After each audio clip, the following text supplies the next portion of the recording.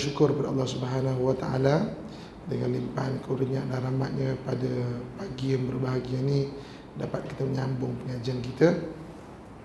Kita telah masuk ke fasa kedua bulan Ramadan, iaitu pengampunan daripada Allah Subhanahu wa taala.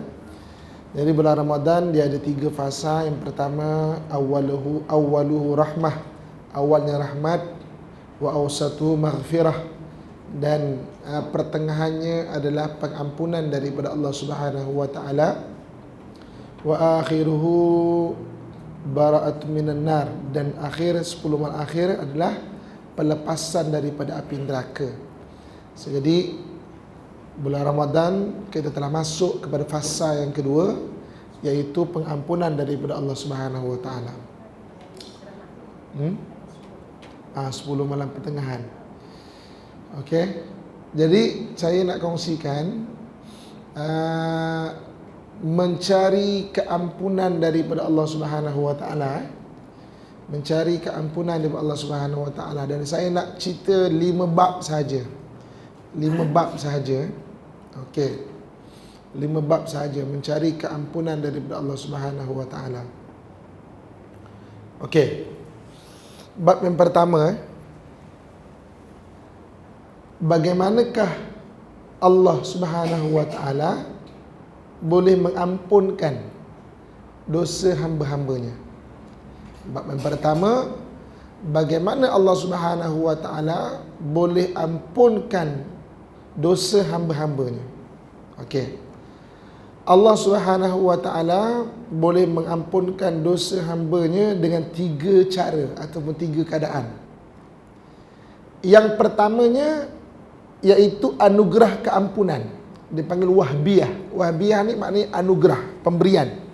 Memang Allah Subhanahu wa taala nak beri pengampunan kepada orang-orang yang dia nak beri ampun. Tanpa minta. Allah nak beri, Allah boleh beri pengampunan. Tanpa yang kita mohon, tanpa kita minta. Secara wahbiyah dia panggil. Wahbiyah ni maksudnya secara pemberian. Ini yang Allah Subhanahu wa taala sebut dalam Al-Quran, bahawa orang-orang beriman lahum maghfiratu wa ajrun karim, bagi mereka masa pengampunan dan ganjaran yang baik. Bilakah masa pengampunan yang paling bagus Allah Subhanahu wa taala beri? 2 tempat, iaitu yang pertamanya ketika orang-orang beriman diusung ke kubur. Ketika diusung ke kubur, kita semua hari ini melihat orang dimandikan, orang dikafankan, orang diusung ke kubur. Satu hari nanti pasti kita juga akan dimandikan, dikafankan, dan dia akan diusung ke kubur. Bagi orang yang beriman, tempat pertama diberikan maghfirah ataupun pengampunan itu, iaitu ketika diusung ke kubur. Ketika diusung ke kubur, maka diampunkannya. Allah bagi wahbiyah secara percuma, secara memang kasih sayang Allah Subhanahu wa taala. Macam kita lah manusia kan. Kalau orang buat baik pada kita, kesalahan-kesalahan dia kadang-kadang kita tak apalah. Macam tu kan. Jadi kadang-kadang kita pun sama juga. Kita berusaha menjadi orang yang baik, berusaha menjadi orang yang baik. Tetapi kadang-kadang ujian di sekeliling kita tu menjatuhkan kita, melalaikan kita. Jadi Allah tu Maha Pemaaf, Maha Pengampun. Allah boleh bagi kalau Allah kehendaki itu. Kemudian maghfirah ni, masa pengampunan yang keduanya ketika timbangan amalan. Ketika timbangan amalan. Ketika timbangan amalan. Ketika itu diberi pengampunan bagi orang-orang yang beriman. Jadi dalam hadis Nabi sallallahu alaihi wasallam, Nabi ada menyatakan kisah bagaimana ketika ditimbang amalan, ada satu ni dalam hadis Nabi, ada satu hamba Allah membawa buku amalan. Ni nak senang faham, kita umpamakan di dunia punya keadaan. Nak senang faham. Okey, katakanlah pahala tu tulisannya warna biru lah, contoh pen biru kita kan. Katakan dosa tu tulisannya warna merah. Katakan nak senang faham tu. Bukan macam tu, ni nak senang faham. Ataupun mungkinlah di syurga tu mungkinlah kalau yang catatan amalan tu yang pahala bercahaya mungkin kan. Yang dosa ni mungkin gelap, tulisan hitam gitu. Okey. Ketika malaikat kira-kira amalan tu. Dia kata, bentangkan apakah amalan kamu. Jadi dia bentangkan. Ketika diminta dibentangkan tu, nak senang faham macam bukulah kita selak macam tu kan, bukan macam tu tapi ni nak senang faham. Ketika buka, maknanya ada merah tu, dia skip kan. Buat tak pandang. Maknanya kalau ada yang kata buku sebelah tu banyak merah, hari yang banyak merah tu dia akan skip macam tu. Nak senang faham ada skip macam tu. Habis diselak satu buku itu, maka Allah Subhanahu Wa Taala menyatakan bahawa apa-apa yang terdapat kesalahan yang ditunjukkan tadi, Allah ampunkan dosa dia kerana dia beriman. Ketika itu dia kata apa? Sebenarnya banyak tadi yang tak tunjuk tadi. Banyak yang tadi tak tunjuk tadi tu. Inilah hadis Nabi cerita macam mana keadaan timbang kan, dan bagaimana Allah Subhanahu Wa Taala tu Maha Pengampun. Allah beri pengampunan kepada kita tu. Okey, saja-saja Allah nak bagi sebab orang beriman. Sebab itu dalam hadis Nabi ada menyatakan bahawa, Nabi kata apa? Contoh antara Nabi sendiri pun Nabi kata apa? Inna syafaati li ahli al-kaba'iri min ummati. Syafaat aku, kata Nabi, untuk orang yang berbuat dosa daripada umatku, tapi dalam hati ada cita-cita nak jadi baik. Maknanya orang bercita-cita jadi orang yang baik ni, niat yang baik akan diperbaiki oleh Allah Subhanahu Wa Taala. Kita berusaha kan, Allah maafkan. Banyak dosa-dosa nanti Allah SWT maafkan jika kita ni ada cita-cita nak menjadi baik, berusaha menjadi baik, berusaha meningkatkan diri. Ni. Jadi bab pertama, macam mana cara Allah Subhanahu Wa Taala nak berikan keampunan kepada kita. Yang pertamanya itu dengan jalan wahbiyah. Wahbiyah ni saja-saja Allah nak bagi kasih sayang Allah Subhanahu Wa Taala di atas dasar rahmat Allah Subhanahu Wa Taala. Dan hari ini kita masuk syurga bukan kerana amalan kita. Amalan kita tak cukup sebenarnya. Kita masuk syurga kerana rahmat Allah Subhanahu Wa Taala. Kita membuat amalan susah payah tu kerana rahmat Allah Subhanahu Wa Taala. Ada satu rawi, satu orang ni daripada umat yang terdahulu. Dia beribadah, berusaha untuk membuat kebaikan ribuan tahun. Ketika dibentangkan di hadapan malaikat, maka malaikat kata, wah banyak amalannya. Maka kemudian Allah Subhanahu Wa Taala mengatakan bahawa masuklah kamu ke syurga dengan rahmatku. Ketika itu dia mengatakan, ya Allah, ya Tuhan, aku tak nak masuk syurga dengan rahmatmu. Aku nak masuk syurga dengan amalanku, sebab penat buat amalan ni ribuan tahun. Maka ketika itu Allah memerintahkan malaikat, ambil nikmat sebiji mata ni, timbang. Mampu tak nak bayar amalan beribu tahun itu. Dengan mata dia boleh melihat kebesaran Allah, dia beriman. Dengan mata dia boleh melihat kitab-kitab dan buku-buku, dia boleh belajar. Dengan mata dia boleh beramal, buat itu, buat ini. Diambil nikmat sebiji mata, ditimbang dengan amalan ribuan tahun itu, tak cukup nak bayar. Tak cukup. Tak cukup nak timbang. Tak cukup. Kalau gitu iringlah dekat neraka sebab amalan tak cukup. Ya Tuhan, iringilah aku ke syurga dengan rahmat-Mu, ya Allah. Kita nak bayar tak mampu. Hari ni kita jadi baik kerana apa? Kerana ni nikmat anugerah daripada Allah Subhanahu Wa Taala ni. Sebab tu kan diajar kita mengucap alhamdulillah, terima kasih Allah, alhamdulillah. Kalau nak panjang lagi apa? Alhamdulillahillazi bi ni'matihi tatimmus salihat. Segala puji bagi Allah, dengan nikmatnya sempurnalah amalan kebaikan. Hari ini kita boleh datang ke kelas ini, Allah tulis pahala apa? Pahala. Sebab apa? Dengan nikmat Allah. Ada kaki, alhamdulillah, ada kesihatan, alhamdulillah, ada kenderaan, alhamdulillah, tak ada musibah, alhamdulillah. Sebab tu boleh sampai ke kelas. Sebab tu alhamdulillahillazi bi ni'matihi tatimmus salihat. Tatimmus salihat. Segala puji bagi Allah, dengan nikmatnya sempurna amal soleh. Mari saya tulis.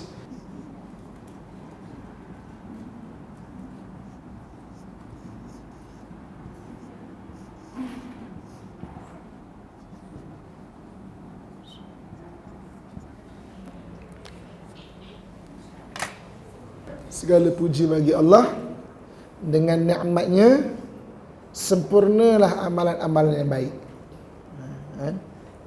Ucapkan alhamdulillah. Ni kalau nak panjang lagi lah. Sebab tu hari ni kita masuk syurga sebab usaha kita. Usaha tu Allah nak nilai tu. Amalan tak cukup sebenarnya. Ni. Okey, itu yang pertama, bagaimana Allah Subhanahu Wa Taala nak memberikan keampunan dia. Yang keduanya, cara Allah nak bagi pengampunan dengan kita minta pada Allah Subhanahu Wa Taala. Kita minta kita minta. Kita ucapkan istighfar. Astaghfirullah. Kita minta astaghfirullah, minta ampun pada Allah Subhanahu Wa Taala. Maka Allah Subhanahu Wa Taala akan beri pengampunan kepada kita. Ni dia. So, jadi dengan jalan kita meminta. Setelah itu adalah kita minta ampun kepada Allah Subhanahu Wa Taala di atas segala dosa-dosa kita, di atas segala kesalahan-kesalahan kita. Ni. So, jadi jangan lupa Nabi SAW menyatakan, aku satu hari 70 kali beristighfar. Nabi itu 70 kali tu. Kan kita patut lebih daripada itu lagi. Itu Nabi yang maksum, Nabi yang terpelihara daripada kesalahan dan juga dosa-dosa. Okey. Yang ketiga. Okey. Yang ketiganya diberi pengampunan dengan amalan-amalan tertentu. Amalan-amalan tertentu. Dalam amalan-amalan diajarkan dalam Islam, ada amalan yang Allah beri pahala. Banyak amalan-amalan Allah beri pahala. Ada amalan yang Allah beri pahala, dalam waktu yang sama Allah ampunkan dosa.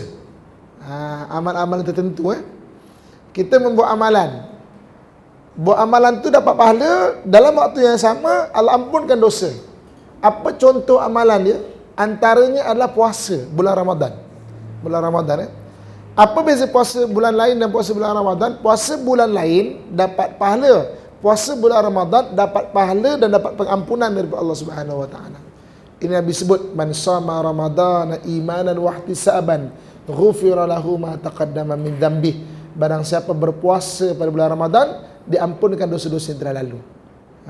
Jadi ini antara contohnya. Semakin kita meningkatkan kualiti puasa kita, semakin Allah Subhanahu Wa Taala itu maknanya mengikis dosa-dosa kita. Selain daripada pahala, tapi mengikis dosa-dosa kita tu. Ini yang dianjurkan kepada kita. Apa antara lain? Bersalaman. Salam. Kita bersalam, berjabat salam ni, dia menggugurkan dosa-dosa daripada celah-celah jari kita ini. Apa antara yang lain? Berwuduk. Orang yang berwuduk dan berusaha mengekalkan wuduk, maka digugurkan dosa-dosa daripada air wuduknya itu. Wuduk ni antara amalan yang juga menghapuskan dosa. Apa antara lain? Suami isteri, bersentuhan suami isteri, menggugurkan dosa. Suami isteri memandang dengan pandangan kasih sayang. Pandang suami ibu dengan pandangan kasih sayang, Allah ampunkan mereka berdua itu. Menyampah aku ustaz nak tengok dia. Macam-macam halnya. Kena latih lah ya. Kena latih. Okey. Itu antara perkara-perkara yang amalan-amalan yang bukan saja dapat pahala, tapi mengikis dosa-dosa. Amalan bukan saja dapat pahala, tapi mengikis dosa-dosa. Itu cara macam Allah Subhanahu Wa Taala nak beri pengampunan kepada kita. Okey. Majlis ilmu macam ni kan. Majlis ilmu macam ni diberi pengampunan kepada orang yang menghadiri majlis ilmu. Sampai Nabi sallallahu alaihi wasallam menyatakan dalam hadis Nabi, hatta hutani fil bahar, sehingga ikan-ikan di lautan pun mendoakan dan minta ampun pada kita ni. Ikan-ikan kat laut tu mendoakan, semua makhluk pun mendoakan orang yang berada di majlis ilmu ni. Alhamdulillah kita bulan Ramadan duduk kat majlis ilmu ni, bukan saja Allah bagi pahala, tapi juga bagi pengampunan. Okey.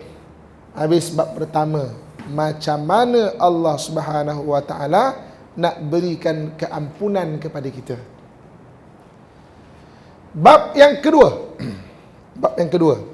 Okey. Bab yang kedua tadi, macam mana cara kita nak minta ampun kepada Allah.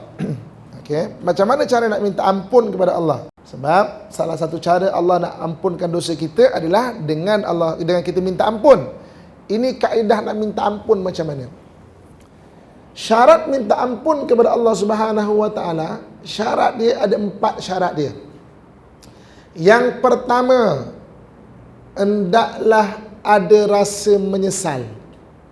Sebab dalam hadis Nabi sebut at-taubatun nadamah, taubat itu penyesalan.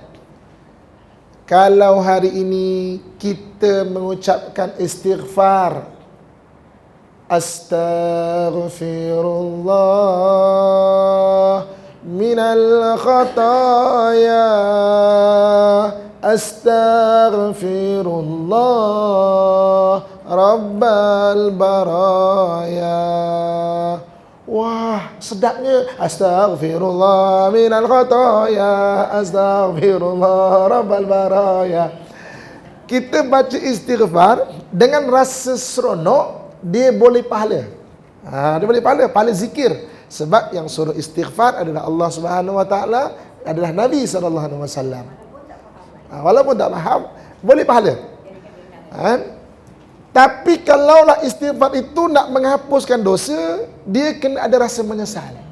Ada satu orang ibu, ni contoh je ni. Dia ni tukang seliakan ubat darah tinggi suami dia. Suami lah kadang-kadang isteri. Kadang-kadang isteri dah jadi nurse kan. Suami kencing manis, isteri dah jadi nurse. Bang jangan manis-manis, rampas suami tu. Baik daripada suami. Ada, saya pernah jumpa tu pakcik kan. Ada ustaz, boleh jadi gaduh nak minum ustaz dengan bini saya ustaz. Kan isi tengok, yalah ustaz, kalau dia susah nanti sakit kan saya juga susah kan. Kita jadi nurse untuk suami kita kadang-kadang. Jadi dia tukang seliakan ubat darah tinggi suami dia.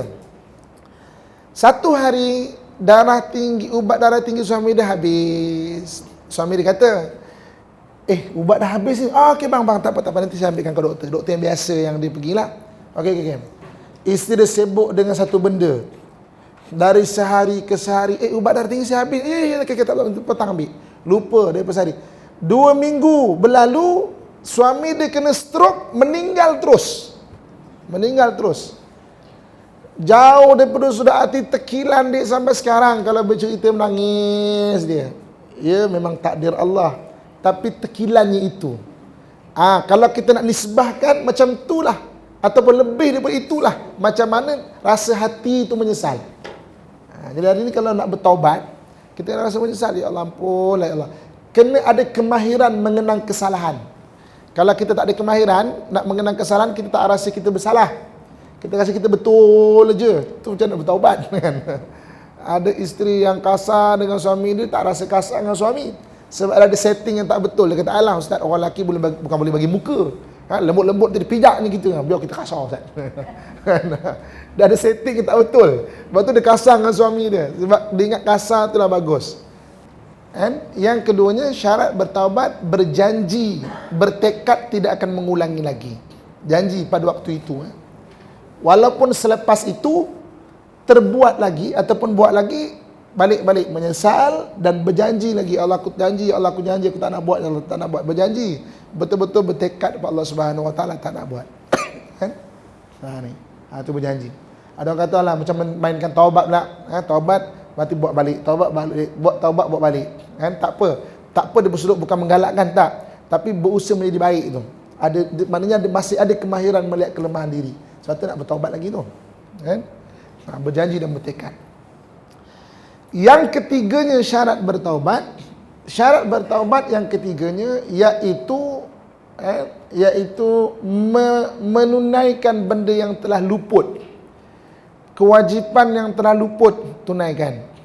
Okey. Kita puasa mungkin ada tertinggal, tunaikan. Zakat mungkin ada yang tak tunaikan zakat. Solat mungkin ada tertinggal, maka qadakkan balik. Tunaikan apa yang telah luput. Dan yang keempat, kalau berkaitan dengan manusia, gantikan balik dan minta maaf dengan manusia. Kalau berkaitan dengan manusia, gantikan balik dan minta maaf pada manusia. Dulu pernah terambil barang orang lain. Dah lama tak jumpa orang tu dah. Tak tahu kat mana, tak hidup ataupun mati, tak tahu mana dah. Kalau tak tahu macam mana, banyakkan bersedekah. Niat untuk orang itu. Banyak sedekah niat untuk orang itu. Tak jumpa dah. Tak tahu dah. Pernah mengumpat satu orang, tak jumpa dah. Maka kita banyak bersedekah dan niatkan untuk orang yang ada hak atas kita. Kan doa apa tahlil pada Jumaat tu kan, Allahumma ighfir lana dzunubana wa liwalidina wa zawil huquqi alaina. Wa zawil huquqi alaina, dan orang yang punya hak atas kita, apa maksudnya? Ni orang yang pernah kita buat salah dulu ni. Wa zawil huquqi alaina. Yang kita mungkin tak jumpa, tak sempat nak minta maaf. Kalau orang tu ada depan mata kita, tapi kita macam alah, tak malu aku nak minta maaf macam mana ya? Malu nak minta maaf macam mana ya? Kan? Paling kurang berdoa, ya Allah berikanlah, ya Allah tolong nak baik macam mana, tak tahu nak baik macam mana. Minta ampun. Kan? Minta ampun, ya Allah aku nak buat baik tapi tak tahu jalan, tunjukkan jalan ya Allah. Kadang-kadang ada orang yang minta maaf tapi tak tahu, tak reti macam mana nak minta maaf. Macam mana nak minta maaf, dia tak reti. So jadi maknanya minta kepada Allah SWT bantuan, jalan, tunjukkan jalan. Itu syarat taubat. Bab yang ketiga. Bab yang ketiga. Kelebihan bertaubat. Okey, kelebihan bertaubat. Di dunia, kita cerita kat dunia dulu Orang yang banyak bertaubat pada Allah Subhanahu wa taala akan dipermudahkan segala urusan hidup dia. Dipermudahkan segala urusan hidup dia. Kita dah belajar hadis. Macam mana satu orang yang mengangkat tangan berdoa, rambutnya kusut masai, bajunya memang berdebu. Maksudnya apa situ? Maksudnya memang dia kena susah sangat. Orang ni susah sangat. Kemudian Nabi kata apa? Macam mana nak dimakbulkan, nak ditunaikan doa itu, sedangkan makanannya haram, pakaiannya haram, dan dia bergelumang dengan benda-benda haram. Jadi taubat akan menyebabkan mudah kita banyak urusan. Satu hadis yang diriwayatkan oleh Abu Dawud, Nabi menyatakan bahawa ada setengah-setengah orang yang disusahkan hidupnya kerana dosa-dosa dia. Maknanya dia tak nak bertaubat dosa-dosa dia. Sebab tu sentiasa kena bertaubat. Walaupun kita tak nampak apa salah aku pernah buat, minta ampun, ya Allah, ampunlah ya Allah, ampunlah ya Allah. Kan? Itu kesan di dunia, Allah akan mudahkan segala urusan-urusan kita. Kalaupun hidup kita ni tak ada kesalahan, katakanlah ya, dah banyak bagus jaga, bagus banyak jaga kan, tak ada kesalahan, katakan sekalipun begitu, taubat kita itu akan meningkatkan darjat kita. Kan? Taubat bukan, kalau dia kata kita bertaubat, banyak taubat lebih banyak daripada dosa yang ada, maka taubat itu akan meningkatkan darjat kita. Dia akan meningkatkan darjat. Sebab tu Nabi itu kan satu hari 70 kali beristighfar. Nabi tak berdosa. Nabi dia maksum, terjaga. Jadi kalau kita dah dapat jaga diri kita dan tetap kita banyakkan bertaubat, taubat itu dia akan meningkatkan darjat kita. Ibu-ibu kakak sekalian, kita lahir dengan satu nama dan kita mati dengan nama yang sama di sisi manusia. Kita lahir nama Khadijah, kita meninggal dengan nama Khadijah. Kita lahir dengan nama Fatimah, kita meninggal dengan nama Fatimah. Tapi di sisi Allah, kita lahir dengan satu nama, kita mati ada nama yang lain. Ada orang yang kita semua lahir ni dengan nama Abdullah, hamba Allah. Hamba Allah. Kita mati, ada orang yang lahir dengan nama Abdullah, meninggal dengan nama Waliullah, orang rapat dengan Allah. Di sisi Allah, naikkan darjat. Ada orang yang lahir dengan nama Abdullah, mati sebagai Al-Muqarrabin, orang rapat dengan Allah. Ada orang yang lahir nama Abdullah, mati sebagai Al-Muflihun, orang yang berjaya. Tapi tidak sedikit orang yang lahir dengan nama Abdullah, hamba Allah, mati dengan nama La'natullahi alaihi, Allah laknat atas dia. Nauzubillah. Sebab itu taubat itu kelebihan taubat di dunia ni, meningkatkan darjat, darjat. Kita minta ampunlah kepada Allah. Ampunlah ya Allah, ampunlah ya Allah, ampunlah ya Allah. Taubat ini dia ada 3 tingkatannya. Menurut Imam Al-Ghazali, yang pertamanya dipanggil taubat orang awam. Taubat orang awam. Taubat orang awam ni macam mana? Seorang yang bertaubat kepada dosa-dosa besar, dosa-dosa besar, dia bertaubat kepada dosa-dosa besar, Tapi dosa-dosa kecil dia tak jaga. Dia tak perasan dosa-dosa kecil tu. Kadang-kadang kita ni jaga dah dosa-dosa besar, alhamdulillah, dosa besar jaga dah dosa-dosa besar. Tapi dosa kecil tu tak perasan. Tak perasan, dosa kecil tu tak perasan. Ialah kita manusia kadang-kadang kan tak perasan. Kadang-kadang sebab kejahilan, tak tahu tu satu dosa. Kadang-kadang sebab kelalaian. Kadang-kadang sebab tak kuat nak lawan diri ni, tak kuat. Kita manusia ada kelemahan, penuh kelemahan. Itu dipanggil taubat orang awam. Dia dosa-dosa besar dia jaga, tapi dosa kecil dia tak perasan. Dia tak perasan. Kadang-kadang tak perasan, kadang tak perasan. Taubat orang kedua dipanggil taubat orang khusus ataupun khawas. Khusus ni mana orang istimewa, orang istimewa, orang istimewa. Okey. Orang istimewa ni maksudnya dia bertaubat pada dosa-dosa besar, dosa kecil pun dia jaga. Dosa kecil pun dia berusaha untuk jaga. Sebab tu tadi kan saya sebut syarat untuk bertaubat kena ada kemahiran melihat kelemahan diri. Orang yang tak ada kemahiran melihat kelemahan diri, dia susah nak bertaubat. Kena itu kemahiran yang perlu dipupuk. Bukan saja kemahiran masak, kita kan suka masak. Kemahiran menjahit, tapi kemahiran melihat kelemahan diri kita. Salah satu cara nak tahu kelemahan diri kita ni, kita boleh tahu daripada 5 golongan. Yang pertama, guru kita. Yang keduanya adalah orang yang bijak. Orang yang bijaksana. Kadang-kadang dia bukan guru kita, dia penjual kain aja. Tapi orang yang bijak. Allah kurniakan kebijaksanaan, Allah kurniakan hikmah pada dia. Yang ketiganya, orang yang kita sayang. Orang kita sayang ni keluarga kita, isteri kita, suami kita, anak-anak kita, ibu kita, ayah kita. Orang yang sayang pada kita. Kalau dia tegur tu, tegurnya lebih ikhlas lagi, sebab dia sayang kat kita. Yang keempatnya, kawan baik kita. Kawan baik kita. Dan ibu-ibu kakak sekalian, hari ni kalau kawan baik kita menegur, cuba kita perhatikan. Sebab kawan baik jarang tegur kawan dia. Kalau tegur tu maknanya dah worst sangat benda tu dah. Dah teruk sangat benda tu. Dan yang kelima, musuh kita. Orang yang tak suka kat kita. Kita boleh tahu kelemahan diri kita daripada 5 orang. Itu nak tahu, itu nak punya kemahiran melihat kelemahan diri tu. Daripada 5 golongan ni, insya-Allah boleh tahu. Itu salah satu cara lah. Dan peringkat yang ketiga taubat dipanggil taubat orang teristimewa, orang khususul khusus ataupun khawasul khawas. Teristimewa. Teristimewa. Macam mana? Dia bukan bertaubat pada dosa dah. Dia menyesal, risau, takut amalan tak sempurna. Dia bukan bertaubat sebab tak semayang. Tapi lepas sembahyang tu dia bertaubat, ya Allah ampunlah ya Allah, takut kalau sembahyang tak sempurna. Dia bukan bertaubat pada dosa, tapi pada amalan yang dia rasa tak sempurna. Hari ni hari raya minta maaf dengan suami, kadang-kadang ada isteri yang bagus sangat, tapi tetap minta maaf pada suami, bukan sebab dosa, tetapi amalan yang takut tak sempurna lagi. Minta maaf lah ya bang ya, takut dia khidmat tu tak sempurna lagi kat suami tu. Bab yang terakhir, yang kelima. Yang kelima, due date bertaubat. Due date apa? Bahasa Melayu? Tarikh luput. Tarikh luput taubat.